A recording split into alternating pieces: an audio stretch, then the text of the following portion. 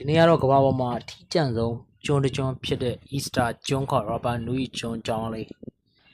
ပြောပြမှာဖြစ်ပါတယ်။ Rapa Nui ကျွန်းကတော့ချီလီနိုင်ငံရဲ့လက်အောက်မှာရှိပြီး Pacific သမုဒ္ဒရာအလယ်မှာအထီးကျန်စွာတည်ရှိပါတယ်။လူဦးရေကတော့9000နီးပါးလောက်တာ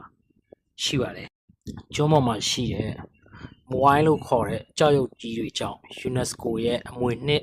ဒေတာတစ်ခုလည်းဖြစ်တယ်။ကျွန်းပေါ်မှာကြောက်ရွံ့ပေါင်း900နီးပါးတည်ရှိပြီးတော့ကြောက်ရွံ့တွေရဲ့အမြင့်ဟာ73မီနီးပါးမြင့်ပြီး4ချိန်ရတော့တန်20ခန့်လေးတယ်လို့သိရှိရပါတယ်။ဒီကြောက်ရွံ့တွေကဘာကြောင့်တိဆောက်ခဲ့လဲဆိုတော့Rapa Nui လူမျိုးစုတွေကသူတို့ရဲ့ဘိုးဘေးပြည်ပင်တွေကျွန်းကိုစောင့်ရှောက်ဖို့အတွက်တိဆောက်ခဲ့တာဖြစ်ပါတယ်။ထူးခြားချက်ကတော့ကြောက်ရွံ့တွေကခေါင်းပိုင်းပဲမဟုတ်ပဲနဲ့တူးဖော်ကြည့်တဲ့အခါမှာတော့ခန္ဓာကိုယ်တစ်ခုလုံးမှာပါဝင်နေတာကိုတွေ့ရှိရတယ်။နောက်တစ်ချက်ကတော့ဒီလောက်တန်20လေးတဲ့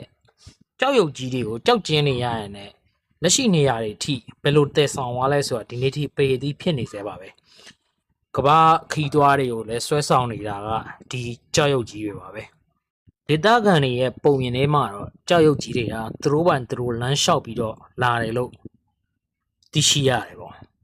ကြောက်ရွံ့ကြီးတွေကဘိုးဘွားတွေရဲ့ဝိညာဉ်တွေဖြစ်ပြီးတော့ဒီ Rapa Nui လူမျိုးစုကိုစောက်ရှောက်နေတယ်လို့လည်းအဆိုရှိကြပါတယ်မူလကတက်တော်တွေနဲ့ဝေစာနေတဲ့ကျွန်းကြီးဟာလူဦးရေအစမတန်များပြားလာတာစိုက်ပျိုးရေးအတွက်တစ်ပင်တွေခုတ်ထွင်ရှင်းနေတာကြောင့်တက်တော်တွေဟာလုံးဝပြုံးသီးသွားရခဲ့ရတယ်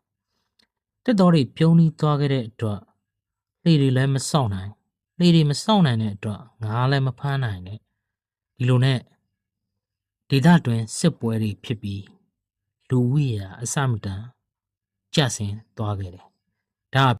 1863ခုနှစ်မှာပီရူးနိုင်ငံရဲ့ကျွန်းဖန်းသမားတွေကဒီကျွန်းပေါ်ကိုရောက်လာပြီး Rapa Nui လူမျိုးစုရဲ့သုံးပုံတစ်ပုံခန့်ကိုကျွန်းဖြစ်ဖမ်းဆီးခေါ်ဆောင်သွားခြင်းခံခဲ့ရတယ်။အဲ့လူတွေထဲမှာဘယင်တွေနတ်ဆရာတွေပါပါတယ်။နဲ့အနေငယ်ကြာပြီးတော့ Rapa Nui ကျွန်းကိုပြန်ရောက်လာတဲ့ကျွန်းတွေထဲမှာရေကြောက်ယောဂTB ယောဂတွေပါလာပြီးကျွန်းပေါ်ကူးစက်ပြန့်မာတဲ့အတွက်လူဦးရေဟာထပ်ပြီးတော့အစမတန်ကျဆင်းသွားပြန်တယ်1889ခုနှစ်ရောက်မှာတော့တကြုံလုံးမှာလူဦးရေ130ယောက်ပဲ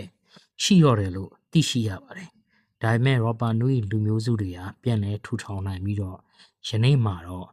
လူဦးရေ3000ကျော်ကျွန်းပေါ်တည်ရှိနေပါတယ်။လက်ရှိကျွန်းပေါ်မှာတော့လူဦးရေ9000ကျော်နီးပါးနေထိုင်ပြီး3000ကျော်ဟာတော့ Rapa Nui လူမျိုးတွေဖြစ်ပြီးကျန်တဲ့လူဦးရေကတော့ချီလီ